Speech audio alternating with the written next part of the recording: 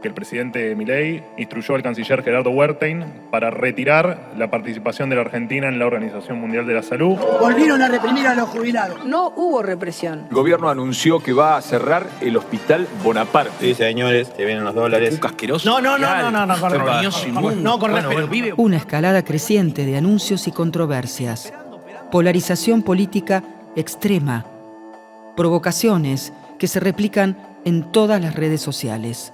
Esa es la estrategia comunicacional de las nuevas derechas.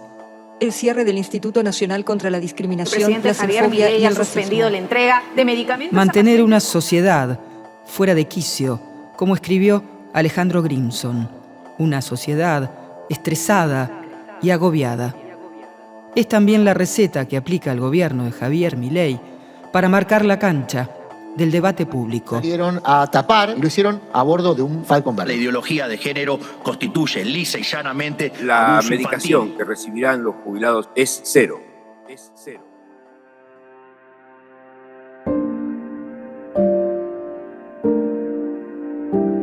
¿Cómo se cuenta este momento histórico? Hay que responder siempre. Como se pregunta el filósofo Luis Ignacio García, ¿cuál es el lugar de la palabra crítica hoy? ¿Cuál es su tiempo y su distancia? ¿Con qué apuesta narrativa nos corremos de las agendas y los encuadres que propone el ecosistema hegemónico de redes y medios? En este episodio volvemos a lanzar preguntas fundantes para quienes asumimos el reto de intentar narrar este tiempo. Los monstruos andan sueltos. Un podcast sobre nuevas derechas producido por Claxo en alianza con Diario AR. En este podcast hallarán las voces de intelectuales, escritores, escritoras, investigadores, investigadoras y activistas. Nuestro foco no estará en los palacios de gobierno, sino en la sociedad que habitamos. En este podcast encontrarán monstruos, pero también destellos en la oscuridad. Narración y contenidos, Ana Cacopardo. Hay como una tensión flotante a tanta cosa que pasa, tanta cosa difícil que pasa en lo social, ominosa, y de pronto una escena o una frase o una imagen me hace punto. La escritora Teresa Andrueto elige, para narrar el presente, la distancia de la memoria. Una suerte de merodeo por su memoria emocional, intelectual y política. Siempre elijo convocar a la memoria. Bueno, yo creo que todo el relato se construye sobre una línea de tiempo, o sea, lo temporal está debajo de todas las expresiones artísticas. Ahora, me interesa ese pasado en el sentido de lo que podemos aprender de él, en sentidos positivos y negativos. El Ingeborg Bachmann, una gran poeta austríaca, dice: la historia enseña, pero no tiene alumnos. Yo quisiera ser su alumna, una alumna de la historia. Viste que hay comunidades indígenas que sostienen que el pasado va adelante y que nos guía. Bueno, me parece que es eso, ¿no? Me interesa mucho, tanto en la novela, en el cuento, en la crónica, en el pensamiento corriente, una mirada hacia el pasado. Teresa cuenta que está leyendo Melancolía de izquierda, del historiador italiano Enzo Traverso, y se apura a aclarar que la memoria que le importa invocar está bien lejos de la melancolía o la nostalgia del pasado. Nos aferramos a una nostalgia del pasado, una cuestión melancólica que no nos permite una acción hacia adelante, ¿no? Una intervención a futuro. Entonces, me interesa mucho la memoria, me interesa el pasado, pero en la medida en que ese pasado puede ayudarnos a construir un mejor presente, no en la medida de detenernos en ese duelo infinito de lo que hemos perdido. Como si fuesen fábulas, es el último libro de Teresa Andrueto. Allí construye relatos breves que proponen alejarse de la velocidad del like y abrir un espacio a lo que incomoda. Me interesa siempre interrogarme acerca de cada cosa, digamos, no adherir rápidamente a lo que enoja.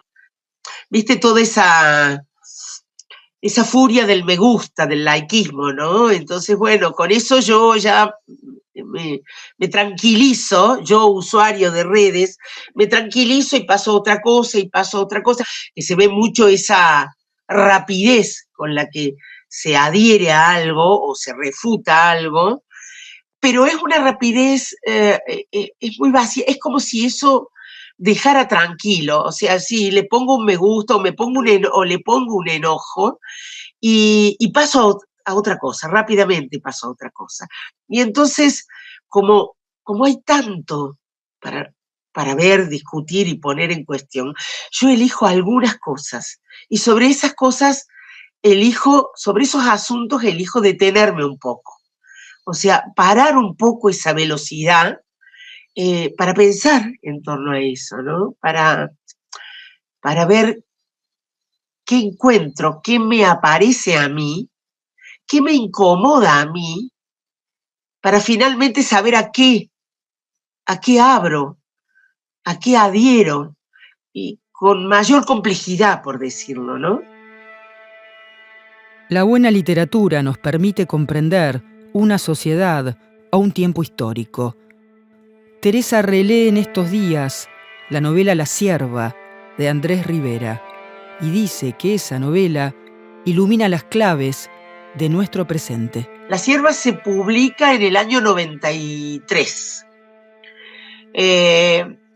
Y es, bueno, la furia del menemismo, ¿no? Y todo lo que él dice, para quienes no han leído esa pequeña novela, pequeña en cuanto a extensión, es un juez de la generación del 80 y su sirvienta, y es el tema del amo-esclavo, digamos, y cómo hay un lugar del esclavo, de la sierva, que no se puede someter, que no se somete, que no toda ella se somete. Y hay también un juego en el cual se puede ver que hay puntos que unen al amo y al esclavo, ¿no? Y entonces desarticular esos nudos, ¿no? Ahí hay muchas cosas, está la servidumbre voluntaria, está la esclavitud, está el latrocinio de los 90, está el olvido de las leyes, la corrupción tremenda de la justicia, la deshumanización, la expulsión de los pobres, y todo eso que él dice, yo lo veía como tan actual, habla tanto de nosotros hoy, de estos años 90 reforzados, expandidos al infinito.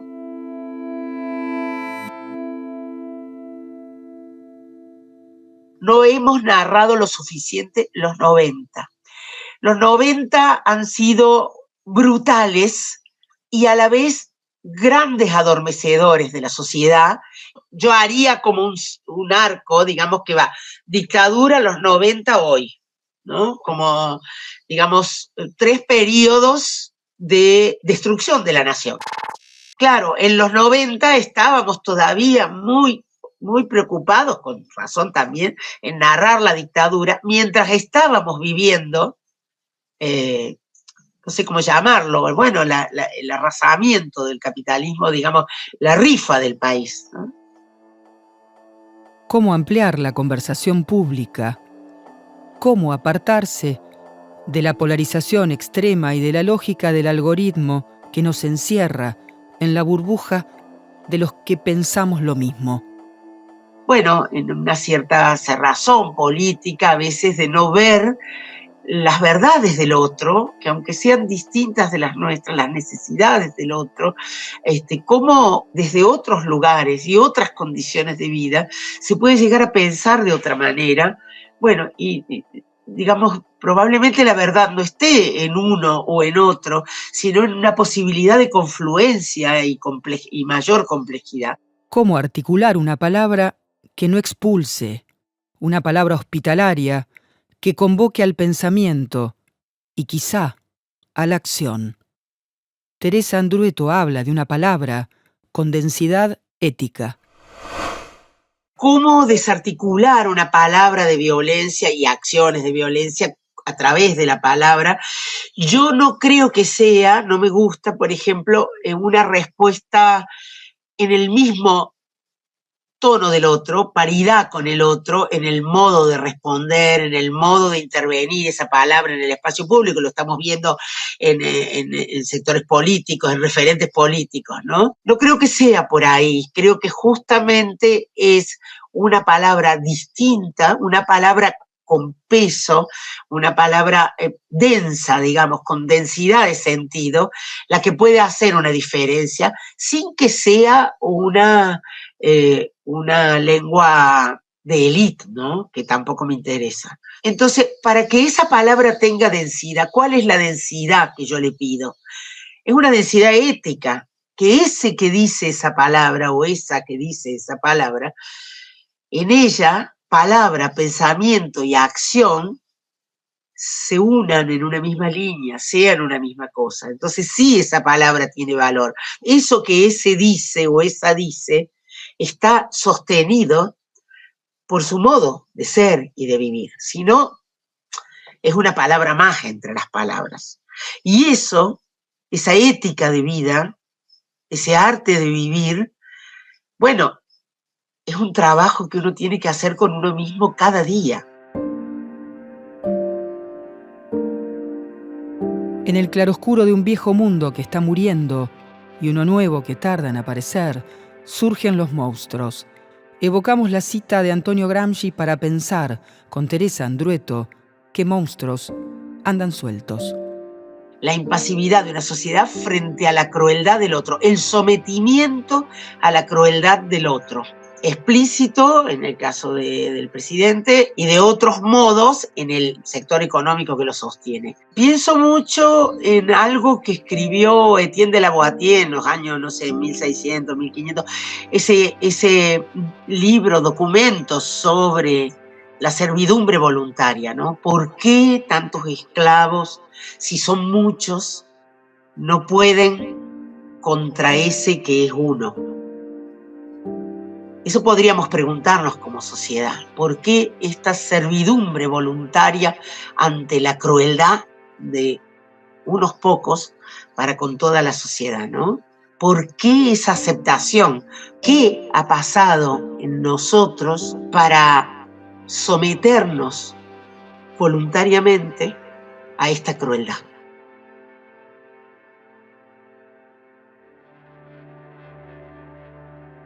Los monstruos andan sueltos. Un podcast sobre nuevas derechas. Producido por el Consejo Latinoamericano de Ciencias Sociales en alianza con Diario AR.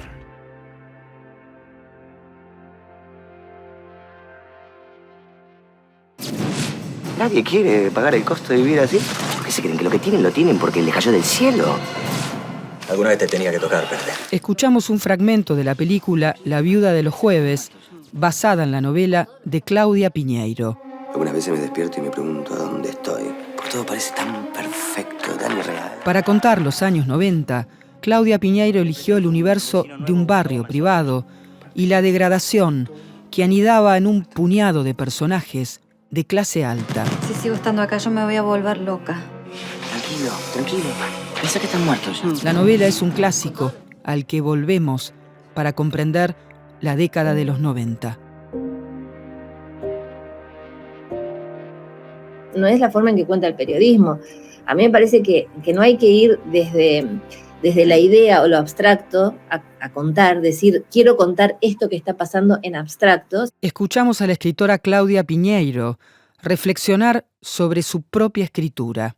Sino que hay que buscar personajes que den cuenta de ese momento y que esos mismos personajes, en la anécdota que vos vas a contar en esa historia, te cuenten estos tiempos. Entonces a mí me parece que es la mejor manera de contar todos los tiempos, este y otros, es a través de cómo los afectan a determinados personajes. Cuando Claudia piensa cómo la ficción puede descifrar el clima de una época, trae el ejemplo de la serie televisiva El Reino. Ni siquiera Dios me da consuelo hoy. Le hablo, le pregunto, pero no tengo respuesta para tanto odio, para tanto mal. Hola, te amo. Nosotros con Marcelo Piñeiro escribimos El Reino, que es una serie de televisión que tuvo 2 temporadas sobre una pareja de pastores evangelistas que llegaban al poder. Mucha gente lo leyó desde el punto de vista de la religión y no se dio cuenta que lo que estábamos haciendo era un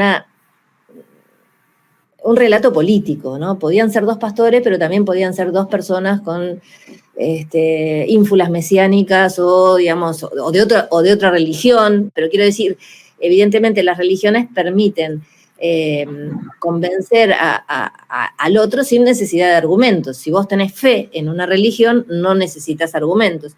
Y hay algo de cómo se maneja el poder hoy que corre por esos lados. Habrá gente que estará de acuerdo con algunos argumentos económicos del gobierno y hay otros que tienen fe en este gobierno y que te dicen, bueno, sí, yo estoy peor que antes, pero igual yo creo que vamos a salir. Y eso no es argumentativo, sino que es una fe, ¿no? Hay algo que produjo este gobierno que produjo desde el punto de vista de la fe religiosa casi. El sucesor natural por ley es él, el pastor. Le garantizo que va a ser el próximo presidente de la Argentina, Emilio, pero bajo nuestras condiciones y nuestra estricta supervisión. La segunda temporada, sobre todo, tiene muchos puntos de contacto con lo que pasa en la Argentina ahora, y hay muchos memes y chistes en las redes donde nos dicen, ustedes ya sabían, ustedes lo hicieron, no sé qué. Entonces ponen al pastor y ponen quién es el pastor hoy, quién es la pastora hoy, bueno, los distintos personajes le van poniendo caras de nuestra realidad, y es muy gracioso cómo la gente se apropia de lo que contamos hace 2 años atrás para decirnos, ustedes ya lo vieron, ustedes eran visionarios, etcétera, etcétera. La cuestión es que, más allá de eso, también lo que nos piden es, escribí una 3ª temporada donde todo sea más luminoso y salgamos de acá. Claudia piensa en torno a su impulso para escribir y elige una de las imágenes propuestas por este podcast. La idea del vuelo de las luciérnagas y de una escritura que sea capaz de narrar los destellos que iluminan en este tiempo de oscuridad. Eso es lo que estoy pensando en el último tiempo, ¿sabes? Por eso cuando vos me decís cómo escribirías este tiempo, la realidad es que me dan pocas ganas de escribir este tiempo y me dan ganas de escribir las luciérnagas, como estás diciendo justamente vos, y encuentro gente que viene pensando en el mismo sentido, ¿no? De cuál sería la cualidad que hay que anteponer a estos tiempos, ¿no? Y estoy pensando mucho, por ejemplo, en la amabilidad. Algo que se debe agradecer muchísimo es la amabilidad, ¿no? La mirada del otro, que alguien te mire y te vea, porque creo que también los tiempos que vivimos tienen mucho que ver con consecuencias de lo que pasó en la pandemia, ¿no? Donde hubo toda una cosa muy hacia adentro y muy de individualismo y muy de conectarse con tu propio nicho a través de las redes sociales, muy poco expansivo hacia otros lugares de pensamiento. Creo que hay una falta de mirada sobre el otro, una gran dosis de crueldad, como ya lo dijo también Martín Cohen hace un tiempo, y que lo que le podemos oponer a eso es mirar al otro y la amabilidad, los gestos más luminosos, ¿no?, de la sociedad. No estamos entrenados para descifrar el alfabeto del silencio. Descifrarlo siempre es una tarea ardua. Los silencios personales y los sociales, los silencios elegidos y los que se imponen. Escribir un silencio es el primer libro de no ficción de Claudia Piñeiro, probablemente el más personal. A ese libro vuelve Claudia para alertar sobre el silenciamiento de las voces públicas feministas. Justamente, mira, lo del tema del título de la novela también tiene que ver con esto del un y el él, que uno puede decir es algo tan trivial, pero sin embargo, al principio le había puesto a escribir el silencio, y después me pareció como muy grandilocuente, en el sentido del silencio es algo tan inconmensurable. En cambio, un silencio es el silencio personal de cada uno de nosotros de determinada cosa que no pudo contar en su momento. Entonces, un silencio puede ser un abuso, puede ser una violación, puede ser una pena que no podés contar, puede ser muchas cosas desde lo personal que un día aparecen y encontrás las palabras para contarlo. Hoy en particular creo que además de los silencios que tienen que ver con cuestiones afectivas, dolorosas, íntimas, que vos no pudiste contar en su momento, que a veces son personales, a veces son familiares y a veces son sociales, ¿no? Pero independientemente de esos silencios que tienen que ver con cuestiones más personales, hoy creo que hay un silencio que tiene que ver con la autocensura. Creo que, sobre todo hablo de colegas mujeres, escritoras y periodistas, que nos cuidamos muchísimo más que antes de lo que decimos, porque sabemos que hay determinadas cosas que podemos decir que van a arrastrar una violencia en las redes y también fuera de las redes, que no sabemos si podemos soportar o que no estamos dispuestas a soportar. Entonces, creo que hay silencios de este tiempo que tienen que ver también con que nos estamos cuidando porque sabemos que no todo se puede, que todo implica estar preparado a una violencia extrema, ¿no?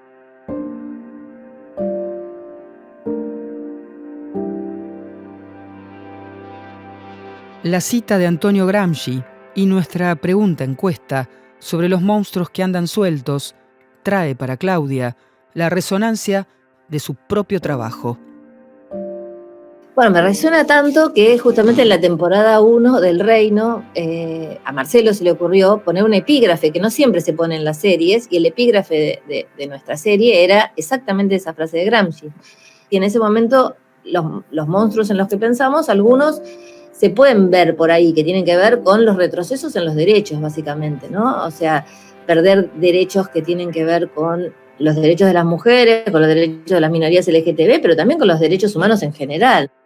Pero esos monstruos también habitan en muchos de nosotros, ¿no? En la gente, en tu vecino, en el que está al lado, también, ¿no? A mí misma, ¿qué monstruo puede aparecer en mí?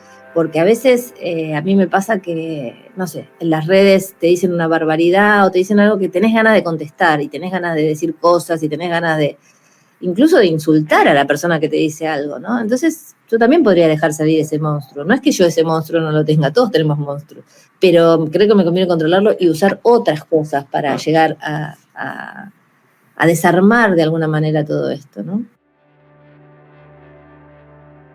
Los monstruos andan sueltos. Un podcast sobre nuevas derechas. Producido por el Consejo Latinoamericano de Ciencias Sociales en alianza con Diario AR.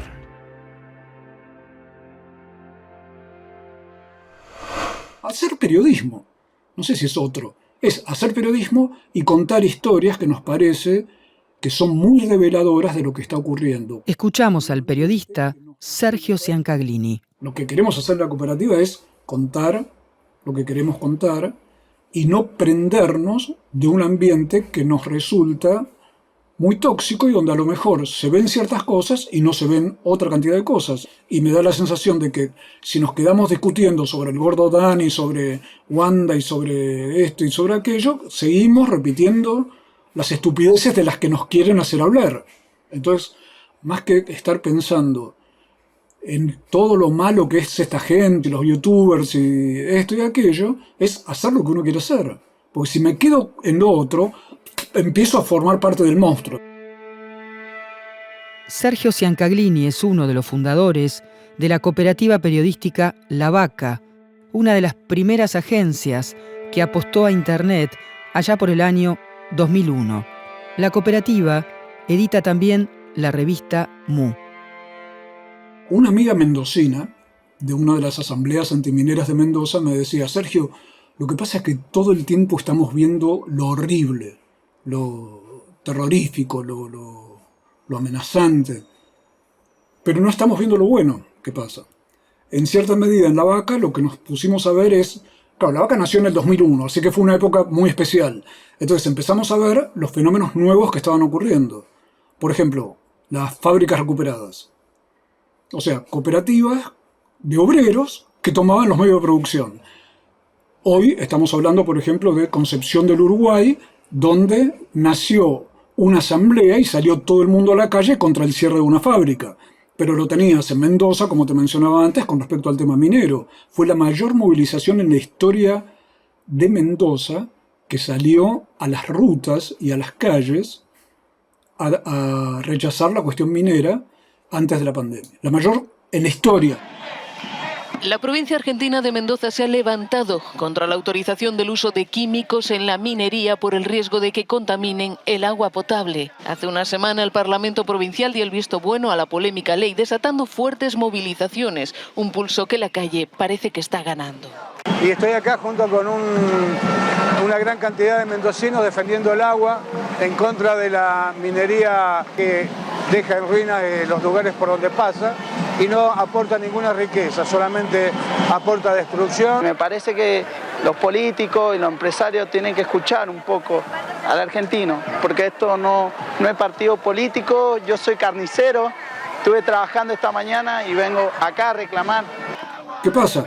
Esta gente además está de nuevo armando un modelo distinto al organizarse en asamblea democráticamente. Está planteando una cuestión crucial en el mundo, que es el tema de los recursos naturales, el medio ambiente, o llamarlo como quieras. Está planteando el modelo de país primario quiere decir solo de exportación de recursos naturales, que es lo que nos tiene atrasados desde siempre. Y eso es también producto de una sociedad movilizada, que no es la porteña, obviamente, no es la urbana, la de los microcentros, es otra cosa. Por eso digo que también hay que salir del frasco, porque empezás a no entender nada y te quedás metido en las conversaciones de las redes. ¿Se entienden? Es una hipótesis de trabajo, pero que a nosotros nos llena la vida, porque claro, te permite ver otras cosas, otros pensamientos, otras ideas, otras formas de acción, en lugar de quedarte hablando enroscadamente al infinito, ¿te das cuenta? Ha sido casi una semana entera que todos los días nos hemos movilizado, pudimos conseguir lo que quisimos. Para Mendoza el agua es vida, para Mendoza el agua es todo. Todo un pueblo ha podido parar una ley que para nosotros es la ley innombrable. Esto realmente es un gran triunfo del pueblo en la calle. Sergio reivindica un periodismo territorial que se atreva a salir del frasco porteñocéntrico. Te hablo yo perteneciendo a ese ambiente, no lo digo desde afuera. Digo, estamos realmente con la cabeza en un balde. Un amigo me decía así, como que tenemos un balde en la cabeza. Entonces vemos nada más, nos vemos los pies y el ombligo y nos escuchamos a nosotros mismos. Entonces hay que salir del frasco para conversar con esa gente y salir sobre todo de la actitud tan soberbia de creer que en las charlas entre nosotros vamos a arreglar el mundo. Es viejísimo eso. La cuestión que siempre me enseñó lo periodístico es lo irreemplazable que es estar en los lugares, conocer a la gente y abrir nosotros a aprender. A contramano de ciertos lugares comunes del periodismo, Sergio ensaya una defensa de la subjetividad y la emoción como caminos para contar la verdad. Salir del frasco de mi propia cabeza primero que nada. Algo que yo me esfuerzo en hacer. Salir de las ideas preconcebidas. Salir de nuestros propios prejuicios. Salir del racismo propio que tenemos. Salir de la obediencia. Pasar a la desobediencia. El pensamiento crítico es desobediente. Eric Fromm decía, solo avanzó la humanidad gracias a que hubo personas desobedientes, que pudieron romper lo que estaba dado. Entonces, poder encontrar una mirada nueva, orejas nuevas, poros nuevos, sentir, conectar nuestra cabeza con el sentimiento. Esto parecería siempre queda en la onda de la sensiblería y los corazoncitos, pero hablo de conmoverte por algo, de divertirte con algo. ¿Se entiende lo que quiero decir? Sentir también es eso, y la comunicación, en gran parte, es generar esa conmoción en el lector, en el oyente y demás. Que yo te pueda conmover con una idea, que vos te puedas inspirar, incluso que te puedas reír. Entonces, me parece que es salir de una cantidad de valores dados, de paradigmas que nos enchufaron en la cabeza. En una época era el paradigma de la objetividad. Hay que ser objetivo para ser periodista. Y es una estupidez. Lo que más requeremos de un periodista es imaginación, talento, capacidad de acción. O sea, todo lo que es su subjetividad. Para que después cuente la verdad. Sergio Ciancaglini dice que la palabra confianza le gusta más que la palabra esperanza, que está ligada a la espera. La confianza es la confianza en la propia fuerza y acción, no es esperar que algo ocurra. Nos preguntamos entonces, ¿cuáles son los territorios de la confianza y la imaginación política que el periodismo tiene el reto de narrar? Hay un pueblito ínfimo en La Rioja que se llama Famatina. 4.000 habitantes. Reitero la idea. Entonces, o sea, es menos que una manzana porteña. Ese pueblito se plantó frente a Barrick Gold, que es la minera más grande del mundo, que además venía apoyada por Menem, por George Bush, impulsando la minería, apoyados también por el gobierno argentino. O sea, vos decís, esto no tiene arreglo, porque además la policía, los jueces, todo estaba para instalar la minería en Famatina. Y este pueblito tan chiquito hizo un corte, se puso a resistir, fue una de las primeras notas que hicimos en MU, y lo frenó. En un barrio cordobés que se llama Malvinas Argentinas, echaron a Monsanto. Ahora, ese pueblito, ese barrio, Malvinas Argentinas, echó a Monsanto. O sea, yo tengo cantidad de amigos revolucionarios y ninguno frenó a la Barrick Gold o echó a Monsanto. Y lo hicieron vecinas y vecinos reuniéndose. Estamos en Concepción del Uruguay en el ingreso a la granja Tres Arroyos. Ya son 80 los despedidos. Se ha generado un movimiento social y popular muy importante. Toda la ciudad de Concepción del Uruguay a bancar los trapos a los despedidos de granja Tres Arroyos. O sea, vos me decís hoy, ¿qué dijo hoy el gobierno, el ministro económico, qué sé yo qué? No sé, pero veo que en Concepción del Uruguay salió la ciudad entera. En el momento en que te están diciendo, che, nadie reacciona, nadie hace nada, bueno, resulta que salió la ciudad entera a defender fuentes de trabajo. Del mismo modo te diría, Ana, todos los miércoles los que quieran venirse a MU van a encontrar ahí a los jubilados y jubiladas que se juntan en MU y de ahí van para hacer las marchas cada miércoles en el país donde nadie se moviliza. Estamos todos ahí consternados. ¿Qué pasa que la gente no reacciona? Resulta que yo los veo todos los miércoles.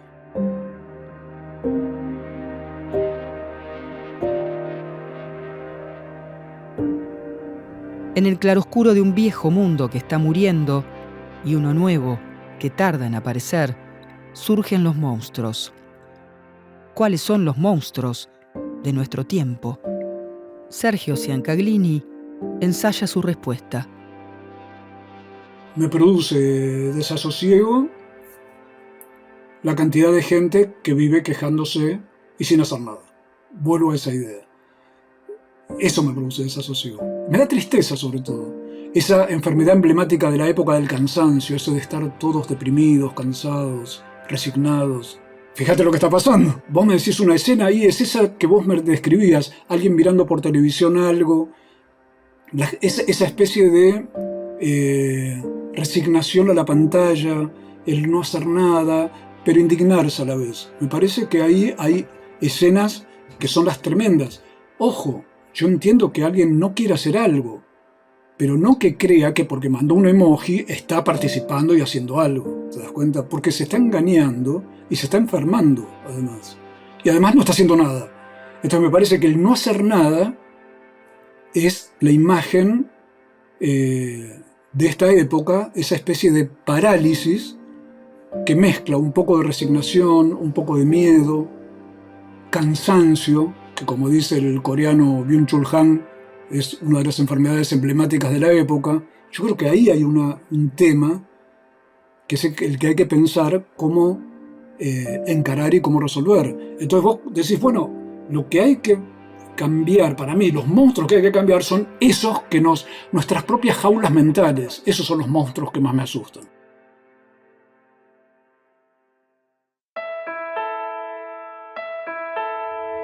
Los monstruos andan sueltos, un podcast sobre nuevas derechas producido por el Consejo Latinoamericano de Ciencias Sociales en alianza con Diario AR. Narración y contenidos, Ana Cacopardo. Locución, Manuel Callau. Producción por Claxo, Eric Domergue. Montaje sonoro y música original, Fermín Irigoyen. Director de Comunicación e Información de Claxo, Gustavo Lema. Directora Ejecutiva de Claxo, Karina Batiani.